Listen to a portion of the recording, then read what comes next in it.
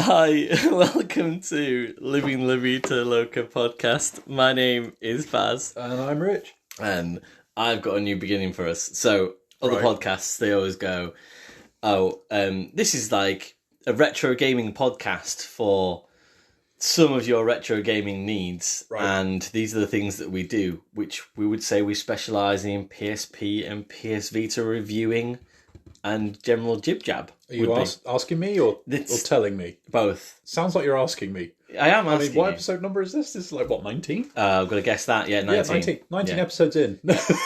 Welcome to Living La Vita Loca podcast, your local to some of you.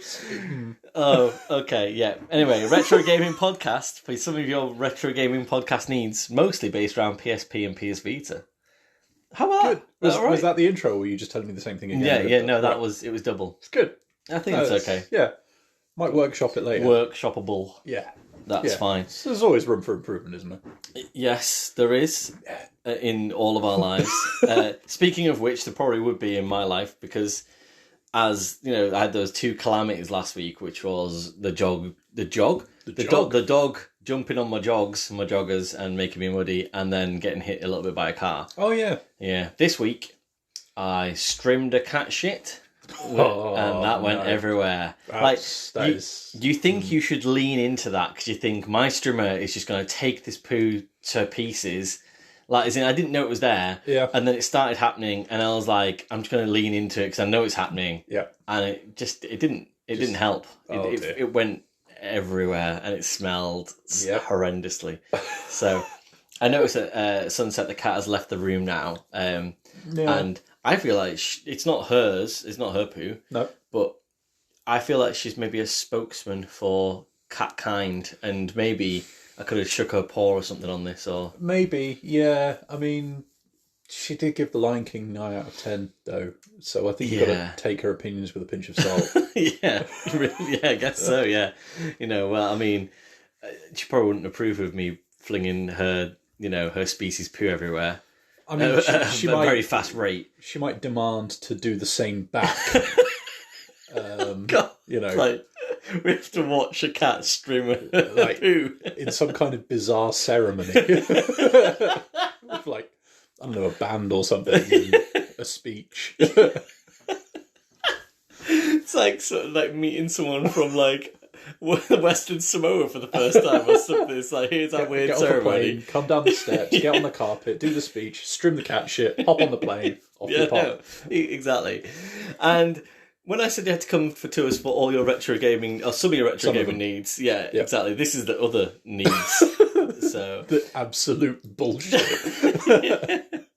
And then the other thing was, yesterday at work, I had a really heavy metal shelf fall on my head, which kind of cut behind my ear and really hurt. And it looks like a vampire's going to go at me. So that's kind of, I nearly made a joke about it being like metal as in the material, or metal like metal, or what. But no, that answers that. That looked like it hurt. It does feel like someone hit me with a guitar, like quite aggressively. So, that's fine. Speaking of metal, ta-da! Have you worked on that? No, but since then, no, that was actual natural. That was probably from the blow to the head that made that happen. Just elevated language skills. That just came to me. And metal. We're going to be talking something metal today. Yeah, Metal Gear Solid, and I think possibly it's going to be one of those podcasts where we talk about one of our joint loves, I think. Or maybe not a joint love. Let's discuss that to start off with. Because, do we like Metal Gear Solid? Yeah, do we like Metal Gear Solid? But I think we talk about it quite a bit, and we've probably played all of it. Most of it, if not all of it. So, I think that it's probably likely that it would be a shared love. Yeah. Like, I mean, it's definitely worked its way into the very fibre of my being. Like, if I hear that kind of, guard alert, exclamation mark, above the head kind of noise, that was a terrible impression of it, Richard. Yours is way better. Is it? Do you think so? Well, I mean, you need a bit of echo on it, but yeah, sure, it's better than mine. Yeah. But yeah, like, those sorts of things, and like, the number of times, Solid Snake would just sort of grunt something, but have three dots as the subtitles, or just repeat like Metal Gear and stuff like that over and over again. Oh no, I've just done something. Oh, what have you done? At the start of the pod, I thought it'd coincide really well, and it has, and I'm going to have to do it now. Yeah. So Bernados. We're selling Metal Gear Acid 2. Oh, nice. And I'm going to be reviewing Metal Gear Acid 1 tonight, and Peace Walker for the PSP for a tenner. Oh yeah. Bargain. Yeah. And no one else had bid on it. It's without the cases, so obviously that, I guess devalues them in a way, but certainly in terms of me wanting to play them on the PSP, you'll get your money's worth. I'm going to click pay now, and that's happening live in the pod. Live eBaying again, like episode 3, I think it was. Pay. £13.49, including postage, for 2 games for the PSP that I will play it at some point. Nice. So that's cool. I do have Peace Walker I have had it previously, and I do have it for the HD remake on the Xbox. Oh yeah. I want to play it on its native system, so yeah. No, I mean it's a good one as well, especially like for what they tried to do with like 5 and stuff like that. It seemed to really, really draw on it. So I think it's definitely one of those ones that I always look back on fondly. So we are looking back on Metal Gear Solid fondly, but also at everything Metal Gear Solid. I think that it's possibly one of the most talked about franchises of all time. Probably because it's batshit. Yeah, across video gaming, like a lot of people want to talk a lot of Metal Gear Solid because it's a lot of crazy. But weirdly, like it feels like it's one of those crazy batshit things that's translated from Konami into the Western world, and people have picked it up and gone, this is mental, but I still love it, and I still want it and need it in your very fibre of your being, like you said. I think it's grounded enough. And like, a lot of the plots and stuff like that are very like Western focused, but they have this kind of very Japanese feeling, bubbling, quiet lunacy underneath, which sometimes becomes very overt lunacy and its charm. Like, it's not a po-faced military angry grunt sim, apart from all of those times that it is. But then, you're suddenly having to fight a person who is like, I don't know, a swarm of bees personified, or, stuff like that, that just get your attention. Or keep your attention, because some of these games are fucking long. Yeah, that's probably... And very cinematic. That's a really good way of putting it. I feel like we're probably going to say a lot of things that other people have said before, maybe over the last 20 years, or we might cover ground that's already been covered. But also at the same time, I feel like some of the things I want to say about Metal Gear Solid are, I'm not trying to be different or, a little bit like sort of, off-piste or anything about it, but certainly there's things that I consider about Metal Gear Solid where I go, oh, not many people talk about this being like a favourite moment or something that they've really enjoyed or got into detail about. And certainly, so I will be reviewing, as previously mentioned, Metal Gear Acid tonight, which is a strategy card game for the PSP. And not many people talk about that in Metal Gear's best moments or even Metal Gear's worst moments or anything when you see them pop up on the internet. So I feel, after just playing it this week, quite well placed to be able to say, well, actually, like maybe that needs a reappraisal, and here we are for me. So, how about you? What are you looking at? I'm doing the HD collection on PS Vita, so proper basic bitch territory. It's Metal Gear Solid 2 and 3. Like, you can't really go wrong with it. Yeah, but it is far from basic bitch, though, isn't it? As in, like, I mean, it'll be a relatively quick review because it's definitely nothing that hasn't been said forever and a day. In fact, do you want me to just crack on and get it out of the way? I could do.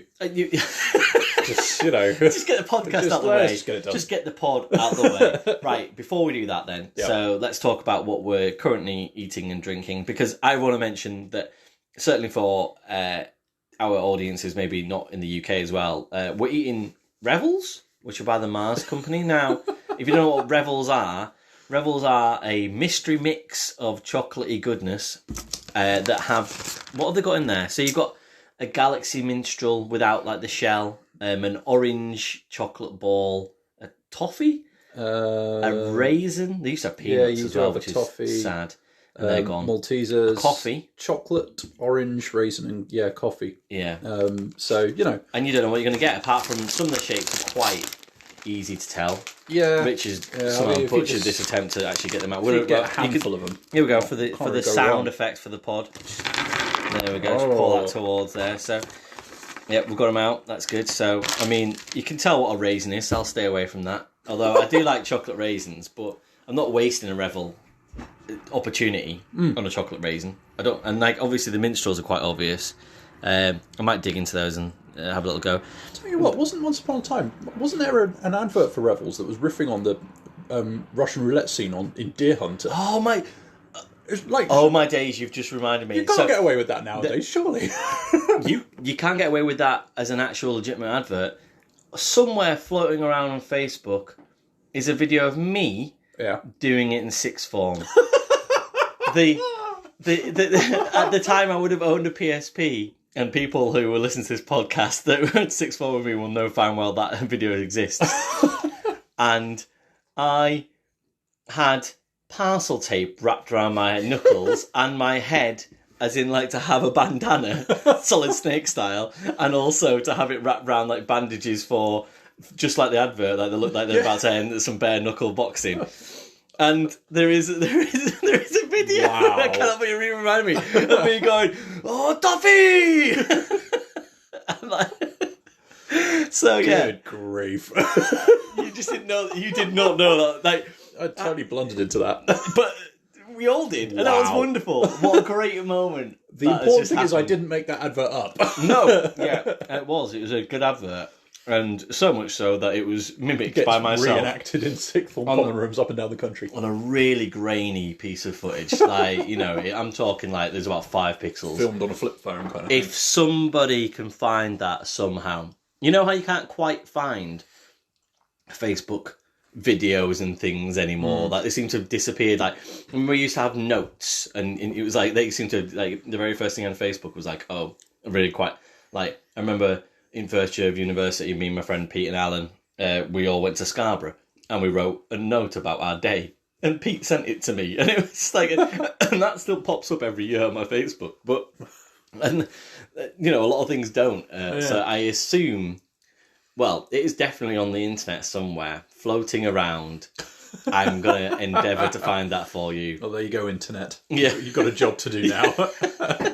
Might be on an MSN Messenger somewhere. Dust off the Hotmail accounts. Get on it. My Hotmail account is still, as you well know, very much in use, isn't it? Yeah, very much in use. The ridiculous name of my Hotmail account, that's from when I was 12 years old. So, and we are drinking chocolate of kinds as well. So, also, we've got a very flavoursome set of drinks with us. We've got a Vocation beer. We've talked about Vocation before on the pod. I think we might even have drank this on the pod before. Probably. It's a favourite. Yeah, Sweet Temptation. It's a chocolate stout. Great flavours in terms of that, you know, you can eat a Revel and feel like you're eating chocolate, and you can drink this drink and feel like you're drinking chocolate. So there's my review of this. There we go. Yep. Job done. And we'll also be digging into a Northern Monk. Again, we've had them on the pod before. Leeds Brewery. They've currently got at the moment, I think it's a bit of a summer series, a Flake and Sauce ice cream pale ale. It's meant to have overtones or undertones, wumbling free, chocolate, vanilla and raspberry. So you should be able to taste three of three flavours. Got a 1 in 3 chance of tasting something. How can they make... I can't wait to get into that later, when we're probably under some sort of Metal Gear Solid induced coma. You know, that is in, like, that will definitely add to the lunacy later on. So, I briefly toyed earlier on with every time you said Metal Gear, sitting here and going, Metal Gear. And I thought, you know what, I can't keep that up over an hour. And I realised that already it would be far too much. Me and my friend Dwayne, who I mentioned on the pod before, like, constantly, for some reason, it's from Metal Gear Solid 1, where he's like talking to Donald Anderson, the dad, who's like, bribes. And you're like, just say it to each other constantly, just for knowing it. It's like, why wouldn't you do that? You know, that is in, like, sure. Yeah. It's like, and if you ever hear that word being said by anybody in like real life, and you're both there, you're like, oh, who's going to do it first? Please, Malteser. Oh, It could have been worse. well, yeah, but I didn't buy a bag of Maltesers. I feel like we're doing a weird revisionist version of that Deer Hunter advert now. that is definitely Malteser. that was the one. That was the example I used when I did the video. Malteser. So yeah, okay, right, All right. cool. So Metal Gear Solid HD collection. Yeah. PSP Vita. Go. Yeah. So it's Metal Gear Solid 2 and Metal Gear Solid 3. They look really, really nice. In fact, the top note I've got here is just how. Because like it feels like it shouldn't work. But they're there, in their entirety. There's a bunch of VR missions. There's on Metal Gear Solid 3, it comes with the old MSX versions of Metal Gear and Metal Gear 2 as well. So you can go right the way back if you want to. Have you played them? I've dabbled. I've not played much. To be honest with you, it did make me think that I might have a look at picking up Metal Gear Solid on the Game Boy Color, because it really reminded me of that, and I used to play that a lot. Yeah. But I think it's about 40 quid now down CEX or something like that. So yeah, one to mull over. But yeah, like they're great. Still, they're classics for a reason, especially Metal Gear Solid 3. I will fight anybody who says otherwise. But With CQC. Yeah, obviously. Because, if you're going to do it, you do it properly, don't you? Kick, punch. Yeah. Punch, kick. Although I kept punching everything in the shins. Yeah. Which, Including the crocodiles. Including the crocodiles and a dog. But, like,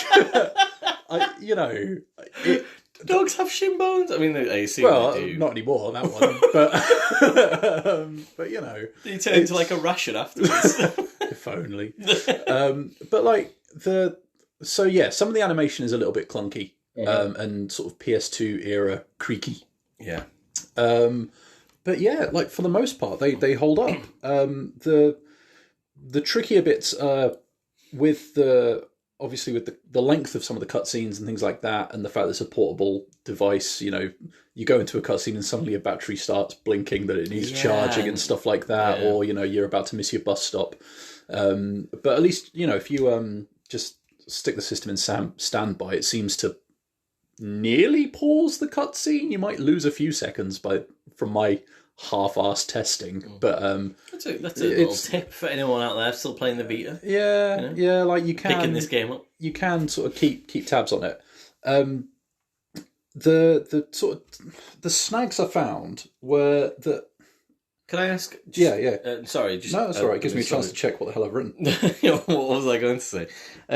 How much was this on release? Was it about £40, or was it more? Or good question. I can't remember off the top of my head. Like it was a full price release, and I think actually that probably brings me nicely to one of my to say gripes sounds really harsh, but like you alluded to earlier, if you get the same collection on the PS3 or the Xbox 360, you get Peace Walker as well. Whereas here you don't, because it was a separately available download anyway. Yeah. So that. It sort of feels a bit weird. Can I just say that's just a physical version, I think. That isn't so the downloadable version from Xbox Store at the time. Yeah. The one I got just had 2 and 3. That didn't have anything at all. Okay. And I think that is the case. That is in so not lost to the annals, but almost that you have to have that physical release version on the Xbox 360. So you've got. I think from what I can see as well, what's in the internet and what I've seen when I've been shopping is that that this holds its value really well because of what you get in this collection and the Vita. So I think it's still like going for like £25, like as a hard copy, and I think you probably get more for it as well if you tried to sell it, for example. Yeah, you'd have thought it would be the other way around, like with the Xbox version and stuff like that, and because you just throw more stuff at the digital version. But hey, that's interesting. Because on Vita, like Peace Walker holds up, and because you can, like we've said before about controlling cameras and stuff like that in first person shooters, because you can map that to the second analog stick, like it's much easier to control. I'm concerned for the Peace Walker I've just picked up. I think you'll be fine, because like it's easier to control, but at the same time the controls are clearly calibrated for using face buttons. So like it's very easy to kind of overshoot what you're doing. Yeah. But anyway, I digress because it's technically not part of this collection. So hey ho. But go buy it.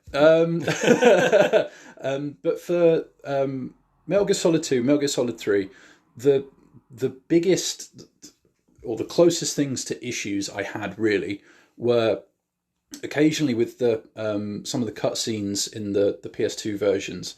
They would put on like a really, really heavy-handed motion blur and stuff like that, which because of the way they've treated the graphics, it's really jarring and like almost like difficult to watch sometimes when the motion blur kicks in on the Vita.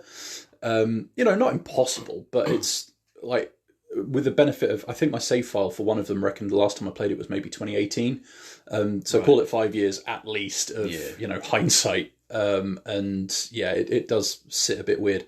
But the biggest sort of snag I had, again, as is so often the case with these things, is the controls and the way the Vita's set up. So like for the combinations of buttons they have and what's mapped where, it's as good as it was ever going to be, right? But the little control sort of stick nubbins, they're a bit twitchy, and it feels like you need more real estate to kind of control it carefully, and especially if you're talking the difference between pushing the stick a certain amount to walk and run and stuff like that. It can be a little tricky to dial that in. And like the rear touchpad controls a lot of your first person, like leaning and sort of getting up on tiptoes and stuff like that. Okay. Which in itself, like you don't really use it terribly often, but I did more than once get caught by a guard because I was accidentally leaning and stuff like that. Yeah. Which is not ideal. Isn't it quite famously that with Metal Gear, I can't remember, is it Metal Gear 3 where you apply a certain amount of pressure to a button when you're in first person mode when you're shooting a gun? It's like whether it holds the gun up, and you can like lower it or actually fire. Yeah, there's none of that. Like I was accidentally shooting constantly because that was muscle memory for me. It was like trying to ease up the button to lower the weapon. It just shot all the time. So I guess you have to like unequip it and stuff like tactical stealth espionage. Something like that.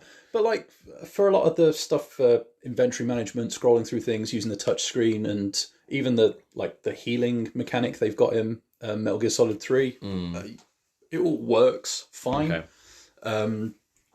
It's ultimately though it's the same old games. And I mean, sure, the form factor of the Vita is a little cramped. So if you're sitting in for a long session, as you are probably likely to do with these sorts of games, it can get a little bit tiresome on the old hands. Same as squinting at the screen for 40-minute cutscenes or whatever. But yeah, like lots of fun memories come flooding back and all that kind of stuff. It's an easy 8 out of 10 for me. Personally, if they'd have included the Peace Walker as, even if it was just like a download code or something like that at retail, I mean, they may well have done, and I can't remember, but that would easily be a 9, maybe even going up towards a 10 kind of area. Maybe. Really? Yeah, like it. I think it sounds like you're not happy with the. No, believe me. Necessarily. The only reason that I'm nitpicking the controls so much is because it is basically the only issue I had with it, really. And like the games themselves are, like Metal Gear Solid 3 especially, it is a personal favourite of mine. So yeah, like they're the same old things. That's a car alarm outside. I haven't alerted a guard. That guard's broken. It's the same guard repeating every 3 seconds. Like they're great games. They still are. And it is just a case of whether or not you'd be willing to put up with the cramped controls when you know damn well that, say, the Xbox or the PS3, which, by the way, if you've got PS3, you can cross-save and stuff like that. So if you've double-dipped for whatever reason, at least you can carry your save over. Yeah, that's cool. Which is kind of handy. But yeah, I think, the home console versions would ultimately trump it, but it's still, solid. Yeah. Hey! It's still Gear. What? No.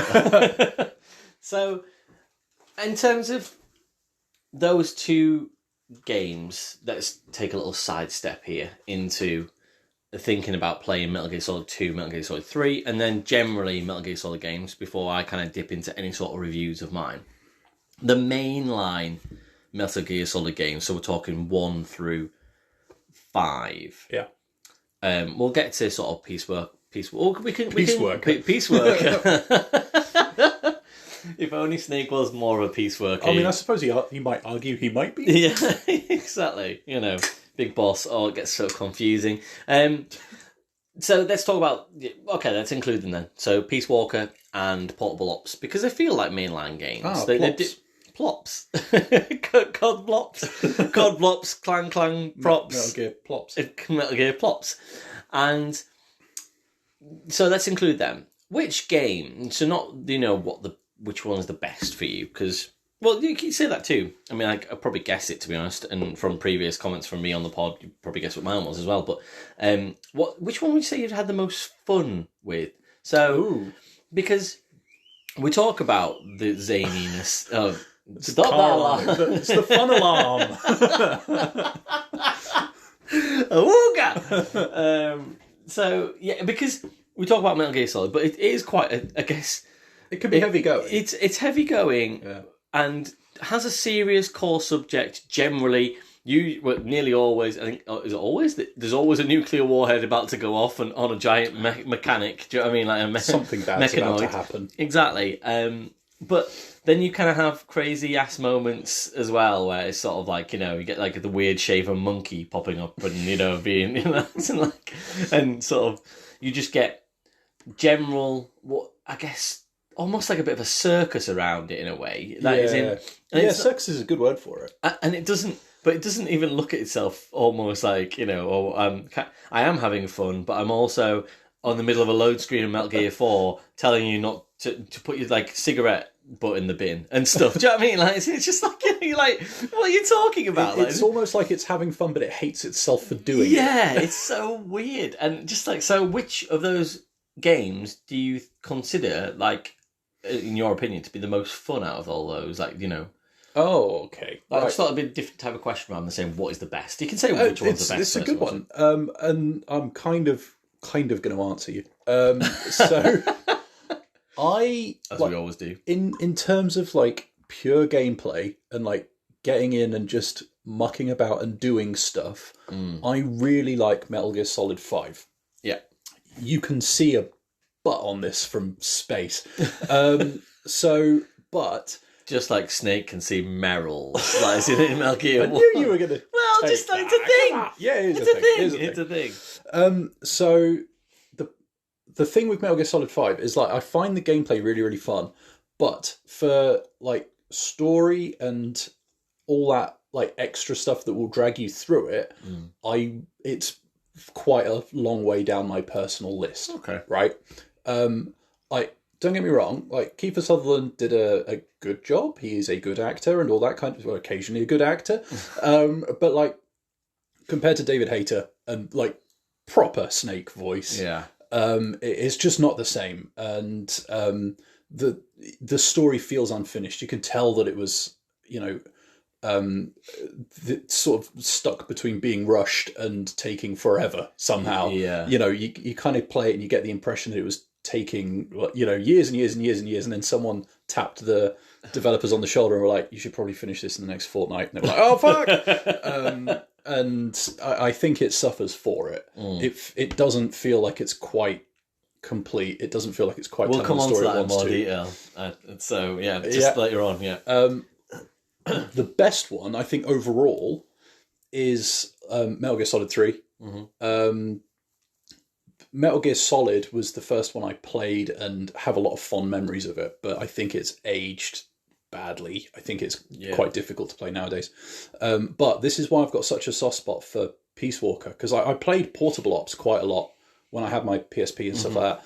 And I think between Metal Gear Solid 5 and Metal Gear Solid 3, you've got Peace Walker sat there quite happily, almost squarely between the two. It really is, isn't it, in terms of the gameplay and the mechanics of the gameplay, having your your home bases and things. Yeah, you can nip in, you can play it for 2 hours or 20 minutes, and you'll still get something out of it. It's got David Hayter in it. It's got that really cool like graphic novel art style that's kind of doing its own thing. Yeah. And yeah, I think there's a lot to like. So overall, as a sort of good balance between fun and just the bits of Metal Gear Solid that I really like, Peace Walker's definitely up there. All right, okay, cool, awesome.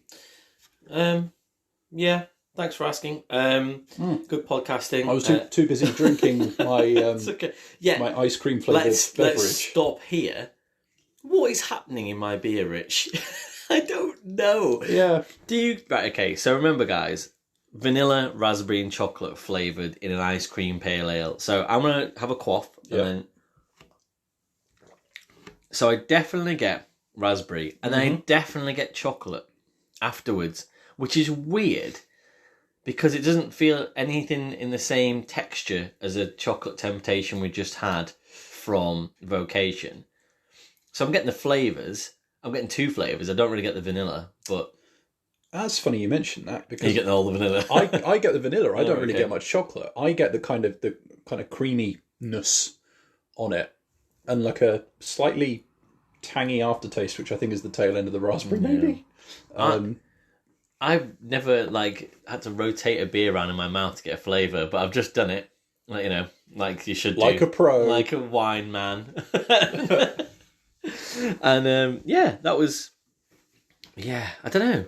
I'm all right with it. I mean, I'm fine. Yeah. I do feel like I am drinking something that I shouldn't be drinking. Like, as in, like, I feel like I feel like it's a bit naughty, but but it's definitely not like melted ice cream and flake and sauce. Like, is it like... Yeah, I'm not so sure about that one. I can see what they were going for. Where was I? Anyway, so fun Metal Gear. Yes, I think I agree with you in so much that. But I'll probably stay the course a little bit more on Metal Gear 5, like for playing. I understand that it's not quite the most... Well, it's not a purist's Metal Gear Solid. But for that, pick up and play, and you can go and do any mission, anytime. And I know it's an open world situation, and... How faddy are open worlds? They just become the thing now, where it's almost like... It's the default, isn't it? Yeah, it's almost like, if you say something is open world now, it's like, I'll pay £65 for it then. And it's just like, you go outside and have the same experience. Yeah, no, yeah, pretty much, yeah. VR. But it just... Yeah, I mean, at the same time, though, being able to kind of dip into different towns and do different missions, and almost even sometimes you might not even be going there for a mission, or you might be going for a side quest, and the way the environment and the characters interact with you being around, and all the different ways that you could do that, and have you could use your dog, or you can use a little mech, or you can get around vehicles and things. It just feels like there's a lot of possibilities. It's not a toy box. Yeah, it really is. Yeah, and that's what makes it the most fun Metal Gear for me. Yeah. Definitely not. I agree with you. The best Metal Gear Solid, but that is 3 and will be, time in memoriam. But in terms of how much fun it is, I think Metal Gear Solid 5 kind of gets a bit of a bad rep almost from people. It kind of gets middling reviews, and people are a bit like me. It's really good Metal Gear Solid, but it's something different, and it's not quite as polished as it should be. Like you said, it was maybe rushed, and but yeah, I definitely think that for bits of fun. And I remember at the time I was really lucky that I'd ordered it off, I think it was Amazon, and it was a bank holiday here in the UK, and usually when it was released on a bank holiday Monday. And usually when that happens, it might be a little bit late. They accidentally sent it to me on the Friday, like early. Ooh. 3 days earlier than anybody else that had Metal Gear Solid 5. And I felt fantastic. And I think there's in fact, I'll try and get the picture out so I can put it on our socials of me sat in a box like Solid Snake for the excitement that I was feeling for that game coming that day. So, I've always had that little bit of extra kick, sort of feeling fun and funky about that game because of that. And almost, it's like, that feeling I remember thinking, oh my days, I've got something so precious to me, a Metal Gear Solid game on a next generation console, and it's here early. I shouldn't have this contraband. And yeah, so you kind of, and that kind of ebbed and flowed all the way through when I played that game. So I just thought that's a little game. Yeah, a little game, a little question. You got any little questions at the moment before I kind of head into Metal Gear Acid, or we're going to keep those for a little later, or? It would be kind of fun to do favourite bits and bobs. I know we toyed with it, but it's whether or not you wanted to do it. Now we wanted to go at the end. Should we do that at the end? Should we round off with that? Yeah. Cool. So let's talk about Metal Gear Acid. So, excuse me, choked on the concept of Metal Gear Acid. Metal Gear Acid reflux. Yeah, exactly. It's a strange old concept, Metal Gear Acid. I kind of really miss it. Yeah. I don't know if I should. Yeah, well, let me try and help. Please. See if... Well, I enjoy this revel. Yeah, I think I've left you with the raisins. Oh, yeah. Inadvertently. I didn't mean to. It's just, they're so shapely. And you just know what's going to happen. Bad times. Although you might stumble into a toffee or a coffee in there, maybe. Fingers crossed. Yeah. So, yeah. It was a launch title on the PSP, which, for me, very interesting that's the case, because you would think that Konami and Sony would have thought, we want to get a normal Metal Gear Solid out on the PSP as soon as possible to really boost those sales. To have a card-based strategy Metal Gear Solid be your first port of call made me feel like Konami were like sort of a bit shocked that the PSP had happened, or like almost like they were like, so how do we even make Metal Gear Solid work on one of these portable sort of like devices? It sort of feel like they needed a bit of extra time or something. They were the ones with the guard's exclamation mark above their head. Isn't like Kojima was like, bring, just sort of like in his office, just sort of like, and then Sony dropped on his desk, just like, develop a Metal Gear Solid between 2 and 3 for this portable device, please. It's just like, oh no. 2 and 3 p.m. today. Yeah. Yeah. It is Japan, you'd expect that efficiency, where it was like, you've got 6 hours to develop this game, go. Well, I've got this story kicking around. So yeah, it did feel like they were really plugging a gap with it, but it was good that they launched with something with Metal Gear, and this was again one of those games that I remember picking up.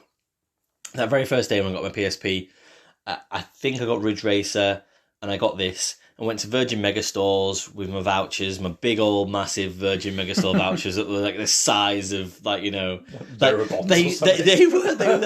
were like the golden ticket for Willy Wonka, and it really felt like it was like, oh, this is bigger than money, so therefore it must be worth a lot of money. I remember going there and getting them, going for a deep pan pizza afterwards. Have I mentioned this on the pod before? I feel like maybe I have. Possibly when you were doing the PSP trip down memory lane. Yeah, maybe. Yeah, possibly. Yeah.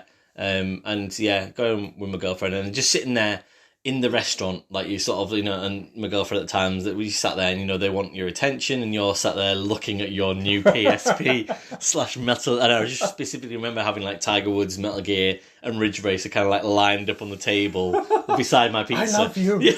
What? Nothing. Did you just say you loved me? No. Not you. No. The device. Anyway, so yeah, that brought up all. 2 of us are going to be together in 15 years' time. Guess which ones? Well, we broke up, and then there was a thing, but then we got back together. So PSP, right? Yeah. Sorry, yeah, most definitely. So we're talking about those feelings of having a Metal Gear at launch and thinking, and then you kind of go, this isn't Metal Gear Solid. It is, but it's not. Metal Gear. Yeah, exactly, yeah. And it just, let's talk about what is like Metal Gear then. So, all the trimmings, you are Solid Snake, and you are going to infiltrate a facility to stop a nuclear device from going off. But there's also, or at least they're threatening the world with nukes. But actually, there's a little bit of a backstory going on where there's a US senator who is running to be president. He's stuck on an aeroplane where the pilots have been killed by 2 marionette dolls that are floating around on the aeroplane, and they've all been gassed. whilst also being instructed via a colonel type, of course, a Brit this time, and also a psychic called Alice is helping you out as well.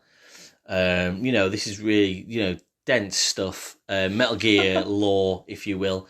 At one point in the game, maybe about 8 hours in, Snake starts to think that he is another person called Han Davies, I think he's called. That you are kind of running into a guy called Gary Murray, which is, Gary. No, Gary Murray.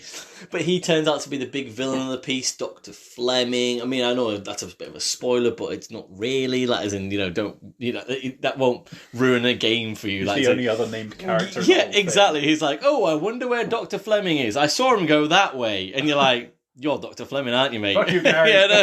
He said, only Dr. Fleming would come up with a shit name called Gary Murray to cover himself. Gary Murray. Does he always insist on you using both first and second? Yeah, pretty much, yeah. Of course he does. Yeah. Dick. And it's just like... But then you also, just Snake sort of, just his mental breakdown of almost becoming this other person that he's he gets told he works at the facility or did work at the facility, but then you find out that isn't the case at all. And you're like...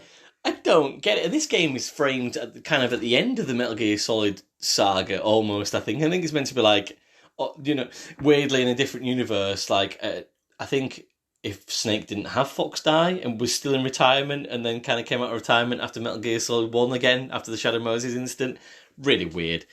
Right. I mean, that's only a little bit of the weirdness, but Snake is almost, and I feel like in every game, and they did a really good job, and David Hayter does a really good job of, I mean, he must get really bored of asking the same sort of questions of... Metal Gear? Yeah, that question. But also just asking how things work, or as in... Oh, God, the amount of hours of my life I've listened to repeated lines of dialogue.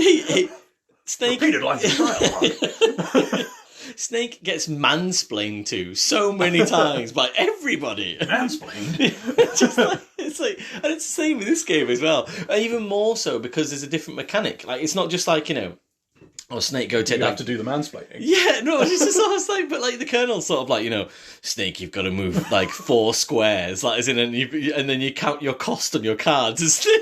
Snake's just down the codec going, But it's gloriously meta, though, isn't it? Because, Metal Gear Solid 3, when I was doing the tutorial, it was remember to push the square button to do this. The square button. They just don't give a shit, do they? There's that bit in Metal Gear Solid 4 where, Otacon is saying, oh, we're on a Blu-ray disc, so you don't have to change the disc. And it's what a weird thing to do. It's almost oh, look, we're the PS3 and we've got Blu-ray. It's in Sony line our pockets. It's just so weird. So yeah, they are very meta and fourth wall breaking, but then also just so I just feel for Snake. I just feel he's just he goes through a lot because he's just is he a genius or is he a doofus? Is he? Oh, that's a good question. On some sort of spectrum, I feel and that's why he's having this breakdown with Han Davies in this game. I don't know if it's just got to the point where he's I'd rather be someone else now. I tell you what though, it does.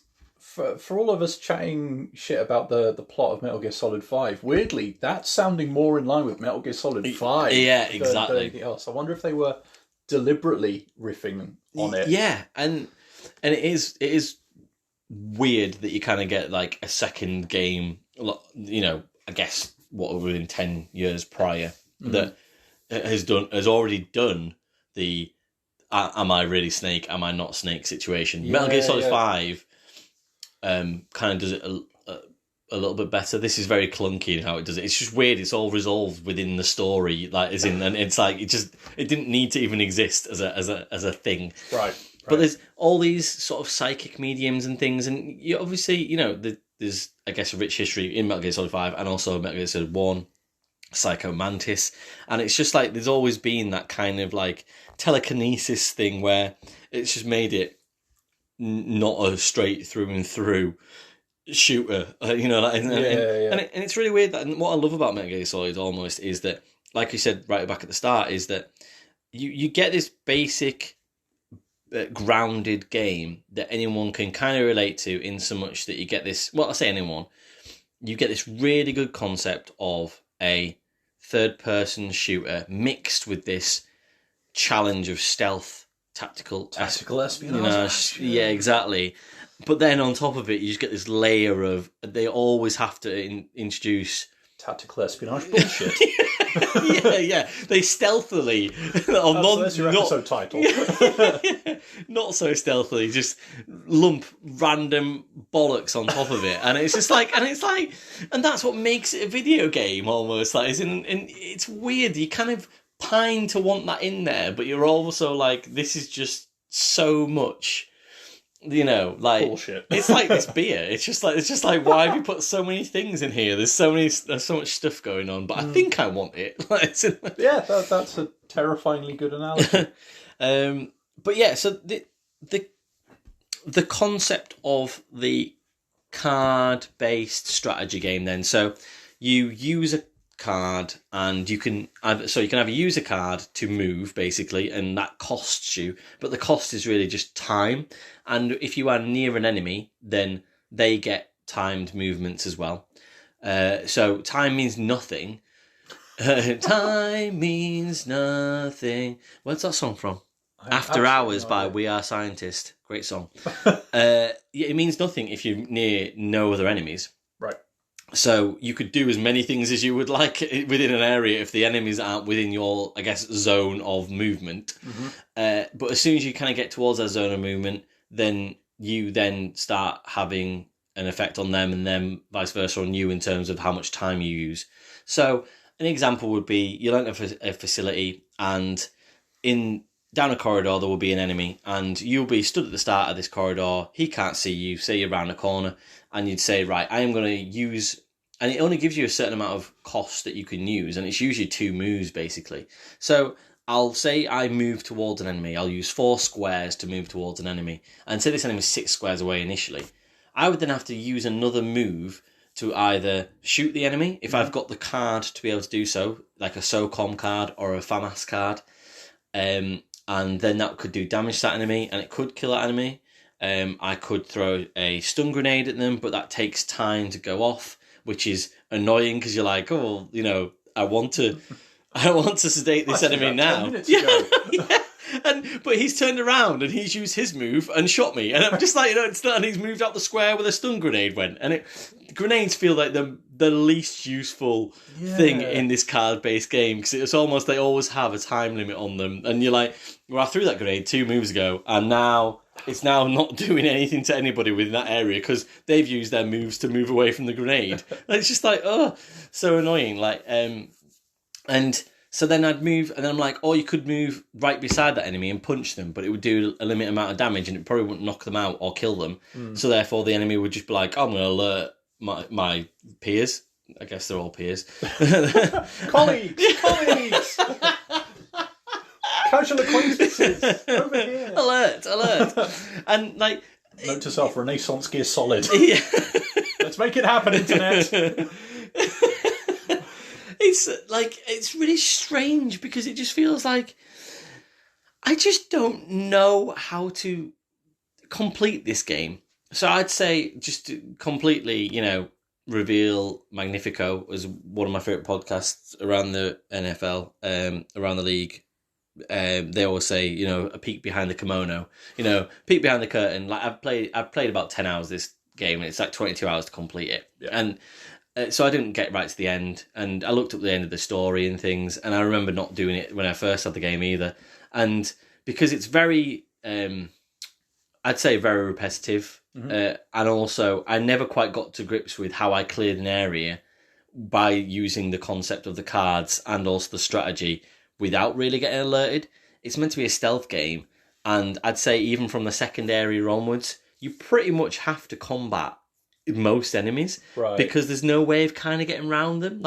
So you have to get them to move or get them to interact with the environment. You have to move. So it's almost like, if I do nothing and end the turn right at the start, nothing will happen. So it's like, right, well, I've got to move, and then you'll have a look, and you can zoom out of the view of where you are and have a look around, and then you look and you go, oh, right, okay, I can see where I'm meant to go. Here's the path. Here's, 2 doors here, and then I could maybe crawl into this duct here. but I have to go past this enemy. So therefore I have to kill them or sneak past them or knock them out or whatever. And it's almost like you can knock on the walls, which then just brings the enemy to you, and they'll see you. Like, it's not like, you can't, like, it's not like Metal Gear Solid, like, I'll knock on the wall and come around the corner and I'll knock him out dead quickly, and that's great. It's like, it literally will be like, your goal will end, and you'll just turn around the corner and go, bring, and you're like, oh, there's an enemy right in front of me. Like, it's like, it doesn't make any sense. So you have to almost alert the enemy to be able to move through the levels, which then just makes it into super hot. Yeah. A card version of Super Hot. It is, yeah. A really terrible version of Super Hot.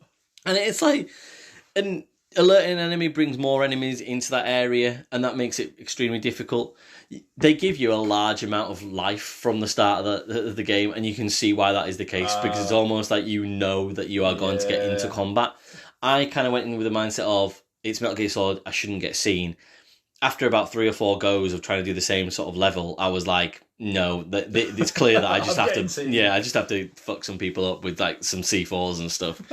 It didn't make any sense to me as a, right, here we go, this is a strategy game, and then it just becomes once you kind of get seen once, the strategy kind of goes out the window, and it's just like, how can I get out of this room without dying, basically, by moving around like a chess piece, whilst others are running around and doing the same thing. So that felt like the difficulty spike, that almost like that's what it was. Like, there was also unrealistic things, like, so it would be on high alert, there'd be like 3 or 4 enemies chasing me, and I'm just trying to get through this level. I'd get to this next door, and you get to the end of the level. The alert would just go, people didn't follow you. That is in, like, it's literally like, it'd say caution like it does in Metal Gear Solid, but it was like, all right, I've just lost like 5 enemies behind me. So it was basically just a race against time to get out of this room without me dying.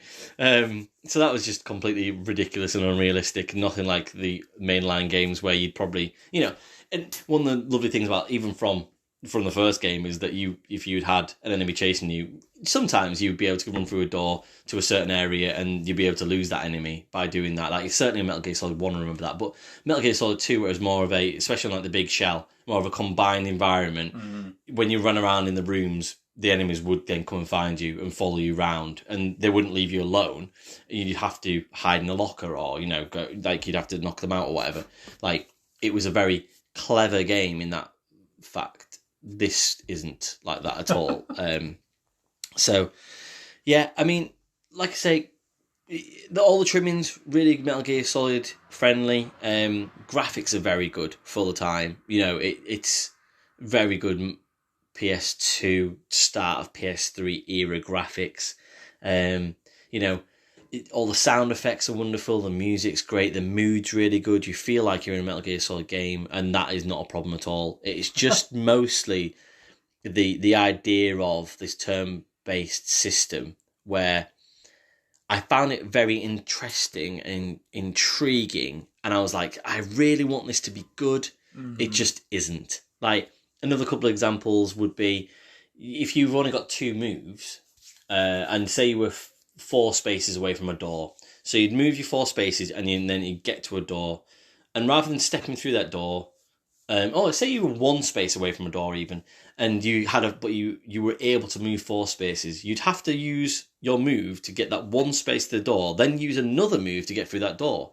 Ooh. Rather than use the 4 spaces to go 3 spaces through the door. So it was like just doubling your amount of time, and also you'd lose a move, and you couldn't really see what was going on through that door until you got close enough. So sometimes you step through the door, but like, oh, there's a guard on the other side, and you've just used both moves, and they've just seen you, and you're like, what now? Like, it just didn't make any sense. It was like, that's not user friendly at all, or fun. Like, it's just very hard. Feels a bit proof of concept-y. I'd be curious to hear if they ironed it out in the sequel or anything like that. Well, we'll find out, won't we? Because I've just bought it by default. But yeah, like, the cards themselves are cool. The packs are cool. So you can only carry 30 cards at a time. You can't carry more than certain ones.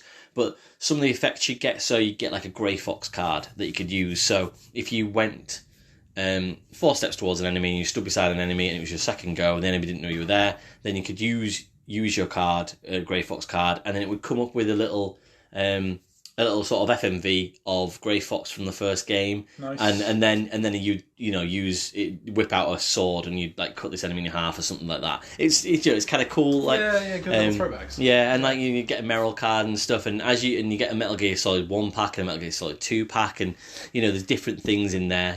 Like using the SOCOM and sort of seeing the animation using the SOCOM and then using the FAMAS and things and chaff grenades. It feels very great to be in that world, and the cards are really well done. It's just the movement.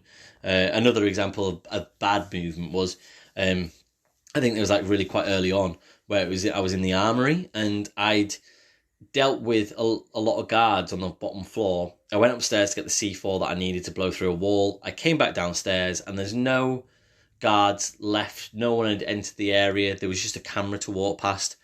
I had to use 10 user-based turns to get to the door to leave. Nothing happened in that time. I just had to keep on use turn, move 4 spaces, use turn, use a card, 4 spaces, use a card, 4 spaces. It just didn't seem to think out that, and because there was no one else around, it didn't swap to someone else's turn. So it was it was like a waste of my life just getting out of this room, basically. That is in just very slowly. I'm just like, jog the fuck on, Snake. That is in, like do that thing where you do the high knees up the stairs with your hands together. Like, no, I'm just going to go 4 spaces, stop. And it's just like, it just felt just so not thought out. So I feel really undecided about this game in terms of how much I enjoyed it. I think that like I've said a few times, the surroundings, how you feel about it being like a Metal Gear Solid world, and also the idea of the card game was great. I just feel almost like you said, it was almost proof of concept, half-baked, really didn't gel when you came to the actual gameplay of moving around using that concept of the cards. And it wasn't enough for me to be thinking, and the story is just a typical Metal Gear story, and what I mean by that is just batshit crazy. So I was interested a little bit in the story, but it was so slow between levels. I think that the 5th level is you've got to get through a minefield, and so you're crawling around, but you're crawling around using this space sort of based system. And then a guard saw me, so there was like 5 guards, and the only cover for me was under a lorry, and I'm lying down trying to escape out of this minefield, so I have to stay lying down because you have to crawl over the mines like you do in Metal Gear Solid to make sure it doesn't go off. And it's just like, there was just no joy in that. I was just stuck, and I was like, you're trying to make it, this is a stealthy area, but you're making it fairly impossible for me to be able to get out of here. And you couldn't, because the way it was, as what I was trying to explain before, really, is that the guards don't move until you make your move. So you've wasted 2 goes, and you're probably in a guard's view by the time that guard's moving around. Do you know what I mean? Like, it wasn't as if like the guard was following any set path of moving to and fro, where you could be like, right, now I make my move, and I go past him when he doesn't see me. So yeah, it was really clunky. It is really clunky. So whilst you're saying that you feel like you want to remember it fondly, I would ward away. Urge caution. Yeah, probably urge caution just after an alert. Have that caution mode. Because I do think that if you spent the entire time with the game and got into it and completed it and things, you would feel some sort of sense of achievement that you've done something. I just don't know what that thing would be. Like I feel like I'd be building on a pottery sort of wheel, and just like, oh yeah, I'm doing something here, but you look at it and it's a fucked vase. You know what I mean? It's just that no one needs. So yeah, I'm gonna give mine. I've brought it down, and since I've been talking about it, probably a 4 out of 10. I think a 4 out of 10. And it had middling reviews at the time, 7s and 8s, but I think that people were being very kind to it in terms of thinking about it being that Metal Gear Solid world, and isn't this like a new kooky way of doing this? But it was difficult, and it was made difficult just by the gameplay not being very accessible. I wonder if they were perhaps kind to it, and then Portable Ops showed up and and Peace Walker later. Yeah. It's like, here's what you could have had. Yeah, and that's what it felt like, you know. So, should we take a quick break and come back and talk some best personal... Best bits. Yeah, Metal Gear moments. Cool. All right, we're back in a minute, guys. Dun, dun, dun, dun, dun, dun, dun, dun. Snake! Okay, cool. So we're back for the second half, or second part of this Metal Gear sort of... We talked about this, how we're probably going to do like a few Metal Gear podcasts. Probably. It'll pop up again. It will. It'll pod up again. And yeah, so we, you know, we're going to want to talk about our best bits. So, you know, it doesn't have to be that we steer away from everyone else's best bits or anything, but I certainly had a couple of things in my head that I was like, well, actually, these are some of the moments of the franchise that I enjoyed the most. And, you know, it might not be something you'd think of necessarily as being the things that everyone else talks about as well. So, well, they can be. I'm going to stop talking. just make your own choices. Rich, you're up. Give me a best Metal Gear Solid moment, please. Do you want all of them, or do you just want one? Let's go one on one. Let's do it. Right. So you just saying about, you know, bits that people haven't spoken about and haven't spoken about. First up for me, the Psycho Mantis fight. Okay. In the first Metal Gear Solid. I mean, it's an oldie but a goodie. You know, the whole I'm reading your mind, and then you just switch control ports. It's like, I've no idea where you are. I was the right age for playing something like that, for it to really like get its claws into me and get my 33, imagination. 34. Yeah, last week. But yeah, like it really left an impression. And that was the kind of moment where it's like, oh shit, like I know this game wants to be a film, but ultimately this is the kind of thing that makes it a game, not a film. Yeah. So yeah, that definitely left an impression. The practical side of that, and they also, I guess, sort of throw in with that then, is it the first time you're trying to speak to Meryl, and her codec is on the back of the game box. On the back of the box, yeah, all the little meta bits. And I think, I'm going to be honest, like, you know, my uncle, I played Metal Gear Solid at his house first on his PlayStation. And weirdly, when it first came out in 1997, so that would make me 9 years old, I was not old enough to be able to work out how to get past the dock. I came back to it like a year later, and I was like, I can do this now. Like, I can do the entire game. It was really weird. It was almost like a sort of that very first thing was just like trying to get hold of the mechanics. But anyway, yeah, I remember like as in that was like, you know, it was back on. But my uncle, he actually had a chipped PlayStation and didn't have the back of the box, and it was so lucky that I just happened to have a Metal Gear Solid walkthrough that I'd got from a magazine. That you know, from maybe a PlayStation official magazine, and that told me what's doing there. But it's just like, you know, like, as in without the back of the box.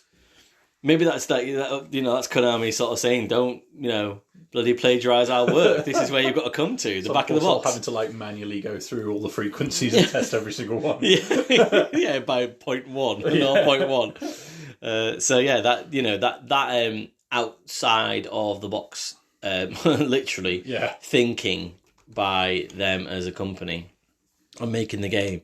Brilliant idea. Yeah, it really drew you in. So yeah, great, good one. So mine is, one of the things that I've got that comes to mind is Act 3 in Metal Gear Solid 4. Right. Do you know which act I'm referring to? I've played it once, and I played it a while ago now. So the only bits I can really remember were when you were hiding next to a statue and broke its wang off. Don't remember that, but okay, yeah. Poncing through the Middle East, and I think at one point everything was quite green. Wow. Right, okay. Great review. So Act 3, you are in Eastern Europe. Right. And you are sleuthing. You are in a trench coat as Solid I do remember Snake. a trench coat. And you are following a member of Big Mama's resistance. And basically because of course. Exactly. You're making your way towards Eva from Metal Gear Solid 3. And she is the guardian at that point, I think, of Big Boss's, in inverted commas, remains. And you're trying to find your way to that because Liquid Ocelot is trying to find his way to that too.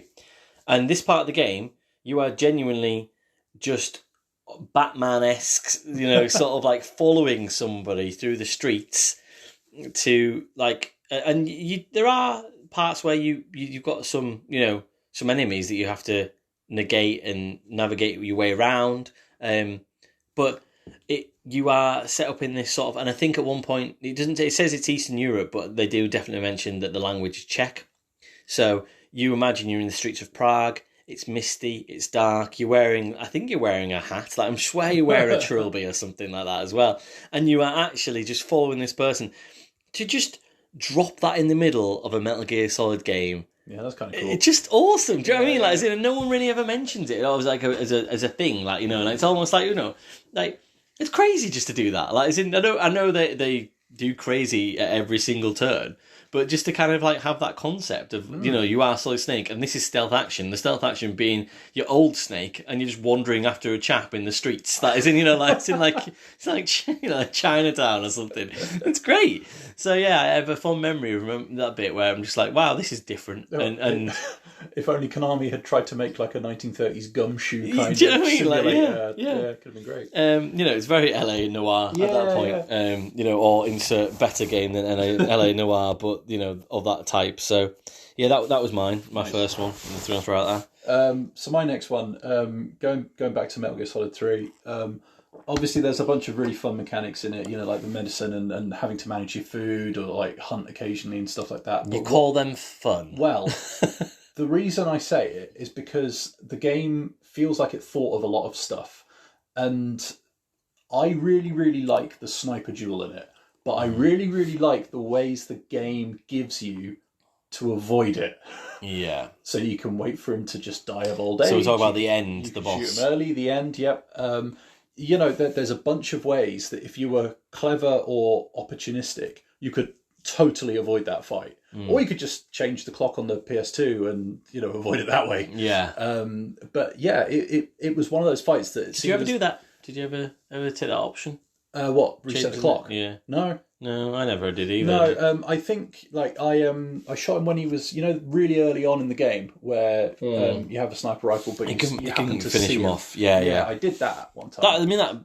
That's again just to include that as an option. Yeah, is wonderful. It's the fact that it all the options thought to include it is what got me. Like it's that kind of out of the box thinking, I guess. Again, and you could also, if you legitimately beat him, you could take 10 minutes doing it, or you could take like 4 hours. Like, do you know what I mean? Like, so I remember, epic. Yeah, I remember doing it both ways. Not intentionally being so long, but I remember, God, I just cannot beat this dude. Like, and it was barely moving, and I'm here crawling on my belly through. And it's like, it's got like 3 different areas you can go into, 3 different areas of jungle. Yeah. It's just like, and you can have all of the facets you need to beat him, but yeah, it's got to be one of the best boss fights ever, really, like in any game. You know, just there's so many different ways that can go. To have a game engine that thinks like that, it's audacious. Yeah, it really is, like, in the extreme. Yeah, and yeah, so got to give it credit for that. Yeah, absolutely. So I've got my next one is, and I said we were going to come back to this before. Is the end / not the end of Metal Gear Solid 5. Oh, yeah. In so much that... So this isn't one of my best bits, but almost like that the audacity sort of, you know, wow, like kind of moments, is the Sahelanthropus fight. So basically the giant mech. And I want to come back to this in a little, towards the end as well, but that fight, like, in terms of the sheer size of that compared to you when you're looking over your shoulder and you look at that and you think that is just that game building towards that mech fight. And sometimes games don't land like their final fight. It can be sometimes not as good. I don't think Metal Gear Solid can possibly ever be held accountable of that. I think that they do that every single time, possibly. But certainly that fight there, that is and the surroundings and the way that fight unfolds, where you're kind of working your way down the mountain whilst you're also trying to break bits off this mech, and it's not just a straightforward, you know, like you try and damage it as much as possible. You've got to hit certain targets on there, whilst also being really aware of your surroundings and the attacks this mech's throwing at you, where it's kind of throwing spikes up out the floor and things and stuff. I remember just thinking, this is really built towards this very, very well. And whilst it's not the most, it doesn't feel like the most emotionally sort of like, I guess, I'm not like, oh, I feel like I really have to win this. I'm not Liquid versus Snake fist fights or things like that. It definitely feels like a good challenge where I'm kind of like, this feels like the crescendo of a franchise. And I don't think necessarily a lot of people say that about it all the time. And then you find out there's another like 20 missions to complete in this game. Like, as in, it's just like, it's like, oh, by the way, here's the rest of the game. The shock I had, and like I say, because obviously I had the game 3 days early, so actually, and I pedaled through that game because I was like, I just love this game. I got to the end of that game thinking there's 31 missions or whatever it is, 30 or 31. And then all of a sudden it's like, here's another mission. And then I'm like, what? I'm like, oh, is it just like a side quest? Because it's quite easy, and it was like something like you have to pick up a CIA guy or something like that. It's quite a straightforward mission. And it's like, have another mission. Have another mission. These get a little bit harder. Have another mission. And you're like, wait a minute.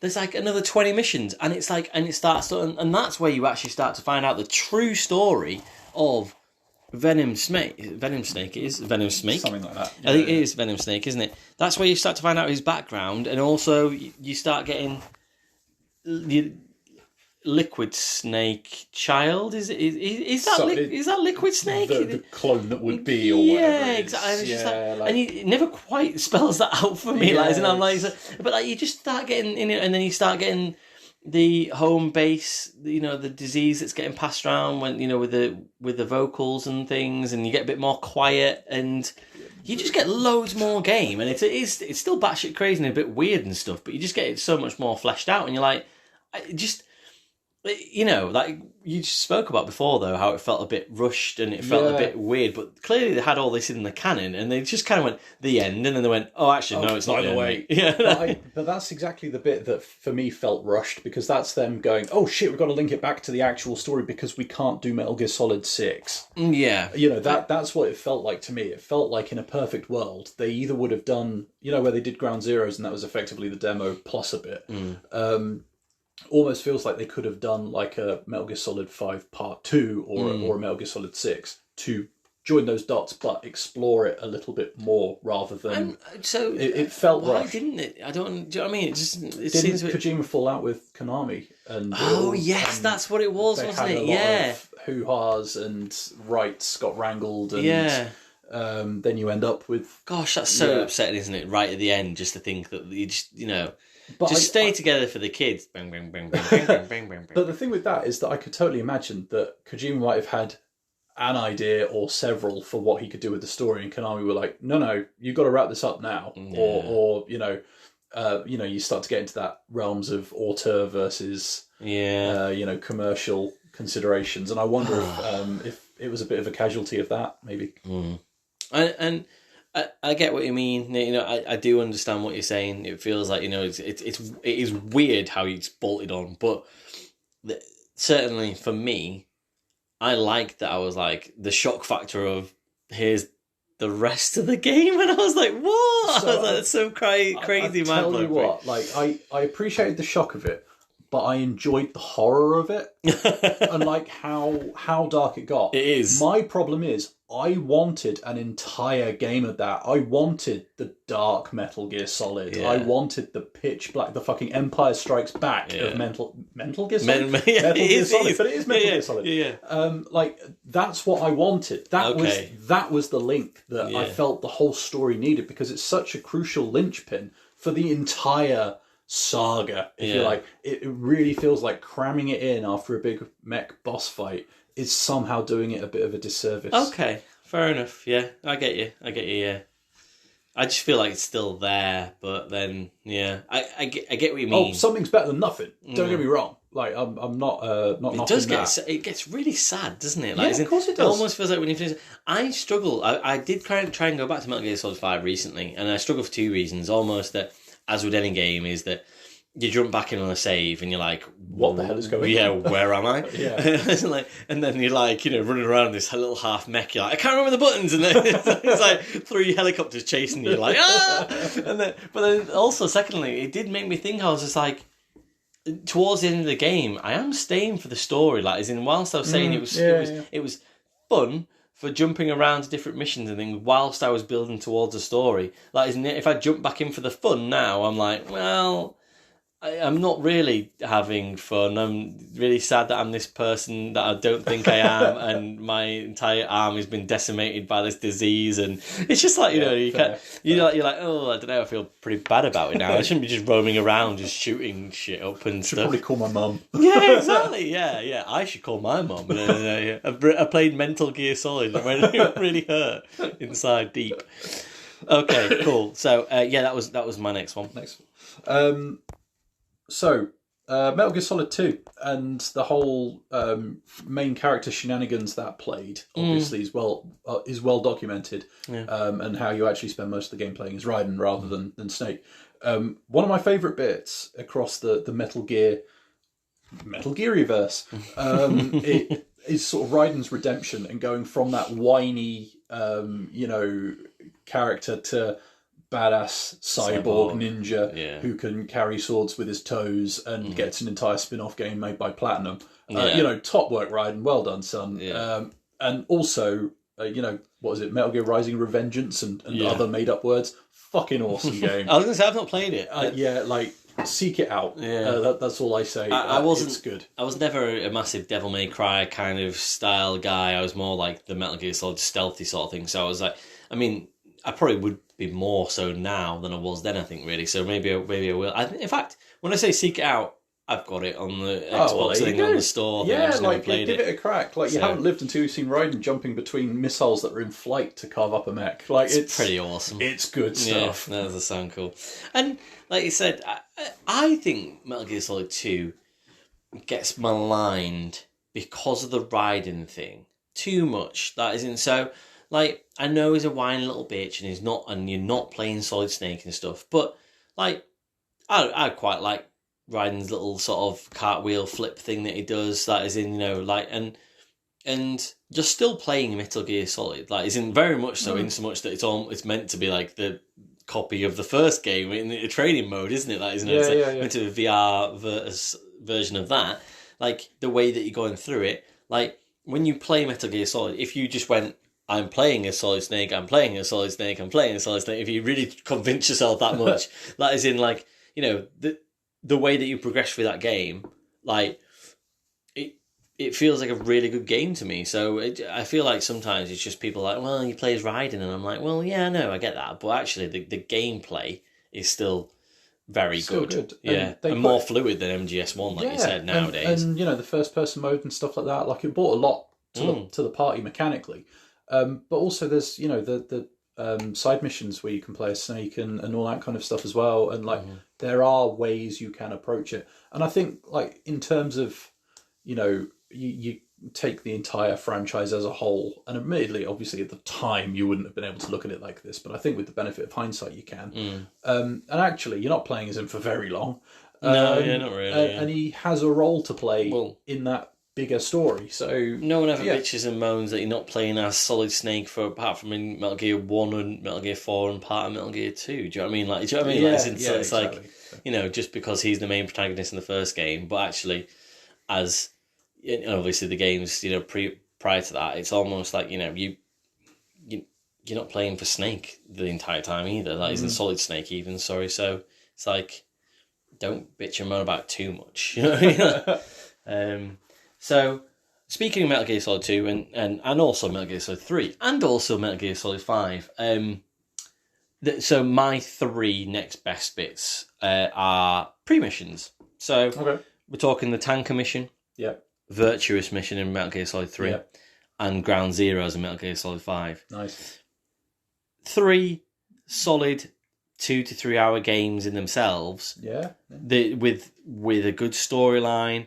And it really beds you into each of those games really well. And I'm thinking specifically probably about the Tanker mission as well, where that first 2 hours, and having most of that on a demo, when you could get that on the demo, that is, in you could play most of the tanker mission, or maybe half a tank mission on the demo, like and. You know, I remember there was a big soaring of Zone of Enders. Loads of people bought the Zone of Enders because the Metal Gear Solid 2 demo was on that. And it was almost like... It was just... To see that jump from Metal Gear Solid 1 to Metal Gear Solid 2, and then playing as Snake on that tanker. And if you go back and play the tanker, as I'm assuming you have, recently, like, is in the Olga Galukovich fight is great. Like, is in the interaction with the environment during that. Like, I mean, a lot of people sort of say, "Oh, it's not a wonderful fight. It's kind of a bit of a remix of Revolver Ocelot and stuff." But you know, when the very first time when you can shoot a tarp off to, like, you know, kind of cover a searchlight that she's using to try and sort of, you know, find you and stuff, or, you know, or you shoot the searchlight out and you interact with the environment in that first boss fight. Just fantastic. Do you know what I mean? Like, as in, and working your way through all the corridors on the tanker when you're in your first person mode situation, and you know, and when you have an alert, you see the guards react in a certain way, and the guards come up with their shields and things, and you know, like, as in, I've never felt such a thrill. What a thrill! But like, as in, you know, it's just like, and you get it again in Virtuous Mission and Ground Zeroes and things where, like, you just get that little contained sort of game that you think, this is a great game in itself. And I know that Virtuous Mission and Tanker are included in that game, so therefore it's an overall experience of Metal Gear Solid 2 and 3. But certain, for me, definitely, they feel like a separate experience that you can enjoy just by itself and go, this is a great game within itself. It's really interesting you put it like that, because having played those bits recently, it's like Metal Gear Solid 2 wanted to have its cake and eat it, right? So I think most people that are going to play it through are probably going to play through, you know, Tanker, then the big shell bit, and so the Tanker bit basically becomes a tutorial, right? Yeah. The problem is that Metal Gear Solid 2 treats them as separate entities. So you start the big shell bit, and then it is trying to give you the tutorial again. Which slams the brakes on and is actually kind of irritating. But you can also select the two bits separately when you're starting a new game. So if you want to, you can absolutely have them as separate bits, like you say. Metal Gear Solid 3 saw it as one experience and basically treats the Virtuous Mission as the tutorial rather than a separate entity. And then you go on a step to Metal Gear Solid 5, where it sees it as too much of a separate entity and starts charging you money for the privilege. And so it feels like, as with most of the things in this episode, Metal Gear Solid 3 is basically the happy middle ground between a lot of this. But I absolutely see where you're coming from. And, you know, as a way of getting you comfortable with the basics, it's a good mechanism, I think. Just, you know, see, I mean, I've certainly not seen it in many games. I mean, sort of, I think back to Red Dead Redemption 2, and sort of, you know, and that feels like, you know, in the same way that there's a tutorial section that, and that's quite weighty. But I remember thinking, gosh, that, you know, 2 hours or whatever it is, where you're in the mountains and stuff at the start of that game, and that's like, you know, its own little entity before you kind of start the main game and things. And I remember thinking, this is probably the most fun I've had with this game. That is in the start, you know, and that kind of feels the same really with maybe not Metal Gear Solid 5 per se, like you say, it's a bit different, but certainly Metal Gear Solid 3, where you kind of just get into that sort of that first little mission and stuff. I think they definitely count for some of the more memorable bits. You know, certainly like Metal Gear Solid 5, you know, the whole sort of like Guantanamo Bay kind of camp thing as a location comes to mind more readily than just about anything else. Absolutely. In main Metal Gear Solid 5. So there's something to be said for it. Yeah, cool, fair enough. So they were kind of like, I could always have more, but they were like sort of my three of my, you know, my five. I kind of coughed up a few at the end. I've got two more left. Yep, go for it. So the first one was the moment I realised that David Hayter had written X-Men 1 and 2, as well as voicing Solid Snake. Yeah. And then also that Steve Blum, who voices Wolverine in a load of stuff, is also a character in Peace Walker as well. Oh, really? So you have this kind of really cool little sort of triangle of nerdishness happening. Yeah, that's awesome. So well done to David Hayter and his CV, I guess. Yeah, he is a great guy, and and he's one of those people you kind of go and seek out what he's done, and also interviews with him just based on his voice acting. Do you know what I mean? That's insane, isn't it? Really, that is in It's a distinctive voice, at least for when he's doing Snake. Yeah. And what's going on with the movie? Is he playing Snakes? I honestly don't know. I don't think he is he? But the movie's in development, isn't it, at the moment now? But obviously there's the strike now and things that is in. So as we're currently taping, there's a Hollywood strike, and but I know it's been in development hell for like 20 years, but it's definitely meant to be in production. I think the movie at the moment. Oh. So yeah, Metal Gear Solid. Be interesting to see how it goes, because like Kojima always seemingly wanted to make a movie. Well, I feel like I'll definitely just go and watch Escape from New York again. It's basically the same thing, isn't it? Yeah. Do you like that film? It's been a while since I've seen it, but yeah. I bloody love that film. That is honestly Kurt Russell as Snake is just the original Snake. So good, such a good film. So and then my last one, Metal Gear Solid 2, when the Colonel starts glitching out and you get the weird stuff that he says and the fish and mail screen and all of that. Simply because when I first played Metal Gear Solid 2, I didn't play it on the PS2, I played it on my computer. Okay. And I was in my room on my own, and it must have been about 2 or 3 in the morning by this point, and it gets to like one of the weird things that the Colonel says is that he just starts demanding that you turn the system off because you've been playing too long. And by that point, I had been playing far too long. It was early in the morning, and it freaked me the fuck out. And I don't mean it wasn't like jump scares or anything like that. But I have rarely played something that got under my skin in quite the same unnerving way. And I include like the Psycho Mantis fight when I was a kid in that.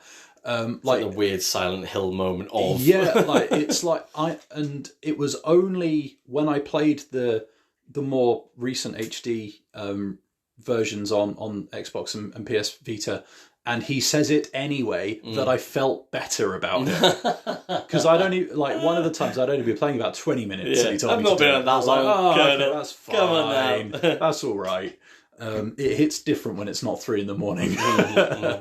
But yeah, that is still hands down my most memorable Metal Gear Solid related moment. Oh, cool. Yeah, I mean that is I remember thinking at the time, because this is probably pre-spoilery kind of era and stuff, and at our age then maybe reading a few things on the internet here and there, but it was almost like you were like, the game broken? Yeah. It goes into that mini screen in the top left-hand corner. You're still in the middle of the fight. You're still fighting enemies, and Snake's got your back, and you're riding, and you're like, I have to do this? I have to fight in this tiny little screen up here? And what is going on? It is a stroke of genius to do that and freak you out and be like, I feel like something's gone wrong here in the programming of this game, and they've released it, and it's just and then you realise, there's a reason.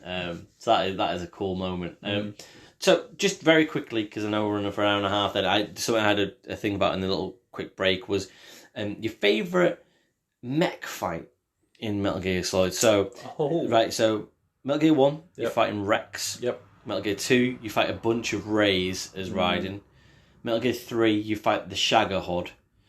And it's almost wrapped in a bigger Volgin fight as well. Yeah. Metal Gear 4, the mech fight in Metal Gear 4 is Rex versus Ray, pretty much. That is in, you fight against Ray in Metal Gear Rex on Shadow Moses, which is fucking cool. Well, that doesn't necessarily paint whether or not that's the best fight, but that bit is just that's fan service to the brim. Yeah, true. And then Metal Gear 5 already referenced it. This Sahelanthropus? Something like that.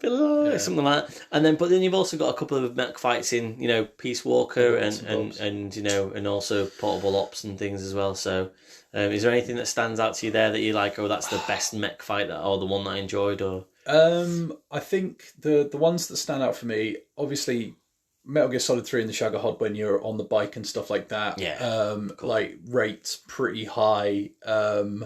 But I think, on balance, for the whole thing, I've got to go with the original Rex fight. Rex, yeah. You know, for Grey Fox's involvement, having to have a fist fight on top of it, and then the PlayStation trying to deal with a heart-pounding escape when you're driving away in the Jeep and all that kind of stuff as well. Yeah, I think it's got to be the original one. A railgun, you said. A railgun. It's like the only issue I have with that, remembering it back because you just mentioned Grey Fox, was that you did a bit of the fight, then Grey Fox jumps in, and then there is a video sequence where you've got doing a better fight. You've got to watch it. Yeah, exactly. Yeah. You're like, why didn't you just take him out, Grey Fox? She just took it. It's like, just takes out his radar, doesn't he? It's like, takes out the radar dish or whatever. And it's like, so you have to watch this 1.5 minutes of video, and then you get your ass kicked by Rex. You've got to go back to the start and do. It's almost like true. It can be a bit bitty, but I would probably agree with that. I think. I really, really loved Metal Gear Solid 5's fight. And I do think that possibly that's like kind of up there, really. There's a lot of fan service to the Rex versus Ray that's fun. I'm not so fussed about Metal Gear Solid 2 and sort of, you're kind of just doing a lot, you're firing a lot of... gallery shooter almost, yeah, pretty much, yeah. You're just firing a launcher. Yeah, I think it's just, if you up the difficulty, then it becomes like if you're playing that on easy, for example, it's just like you get like 3 or 4 mechs and it's dead easy. Whereas I think if you get to like higher difficulty, I think it's still the same difficulty, but you just get way more rays to kill, which kind of becomes like, that's almost like a riding badass moment where it is like, like if you're holding off like, loads and loads of rays and stuff with your sort of, your rocket launch, that's pretty cool. But yeah. And the Shagohod is just, it is awesome. Really good fight. That Volgin fight, like you say, in general, that definitely represents Metal Gear Solid 1 in so much it feels more like that Liquid Snake, like revenge, anger, I'm going to channel everything into beating you situation. Yeah. The same with Volgin. So they're really good sort of involved fights. Just like get your take on it, just see what you thought on that as well. So, but yeah, I mean, I almost felt like Metal Gear Rex is like my pet by the end of sort of Metal Gear 4. I'm like, I want him to be there forever. That is well done, Rex. Got an emotional bond with him. Good boy. So speaking of pets that are like, robots, we just bought a robot vacuum. So I'm going to go home and say hello to Robot vacuum? Robot vacuum. Yeah, oh my God. Metal Gear. It's called Mr. Vacuum, so he's not got quite... Mr. Vacuum? Yeah, Mr. Vacuum. That's